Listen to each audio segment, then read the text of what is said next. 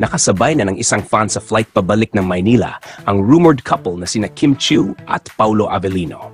Galing sila sa Santiago, Isabela, kung saan dumalo sila sa isang event na talaga namang naging usap-usapan.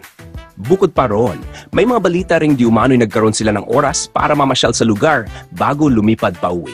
Ayon sa fan na nakasabay sa kanila sa eroplano, magkatabi raw umupo sina Kim at Paulo at kitang-kita ang kanilang pagiging sweet sa isa't isa. Parang totoong magkasintahan na raw ang kilos ng dalawa, kulang na lang ay umamin na talaga sila sa publiko. Grabe ang kilig, di mo na kailangan ng confirmation, kita na sa body language, ani ng fan.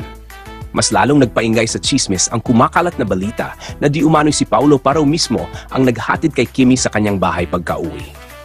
Mas nakakakilig pa, ayon sa ilang sources, may sarili raw na kwarto si Paulo sa bahay ni Kim. Dahilan para maniwalang baka doon na rin siya natulog matapos ang pagod nilang biyahe. Sa gitna ng lahat ng ito, wala pa ring kumpirmasyon mula sa magkabilang kampo.